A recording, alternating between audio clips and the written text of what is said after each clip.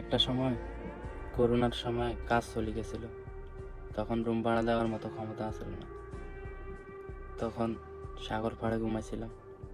আমার কয়েকটা বন্ধু বান্ধব জানেও এগুলো। তো সাগর পাড়ে 3 মাস ঘুমাইছিলাম। এরপর আমি বাড়িতে টাকা পাঠাইছি। তো আবার ওর ওই 2 বছর পরে কোনো এক জায়গায় ভিসা লাগানোর পরে ওইখান থেকেও যখন কাজ চলে গেছে, এরপরও কোনো এক রমজান মাসে মসজিদের বারান্দায় ঘুমাইছি। এরপরও টাকা পাঠাইছি।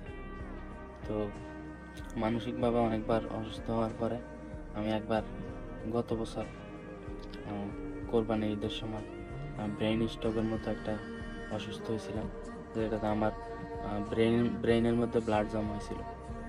তো ওইখানেও যখন হসপিটালে নিছি তখন ইঞ্জেকশন দিয়ে ব্লাড বাইর করছে। তো ওই মাসেও আমি টাকা পাঠাইছিলাম বাড়িতে। তো যখন বাড়ির থেকে বলে যে আমি যে টাকা পাঠাইছি এই টাকা দিয়া সংসারে চলে না, শর্ট হয়ে যায়। তো একটা সংসারে কত টাকা পাঠাইলে যায় চলে এটা আমি জানি না। যাক, এটা হয়তো আল্লাহর পক্ষ থেকে আমার জন্য পরীক্ষা। আলহামদুলিল্লাহ সব কিছুর জন্য।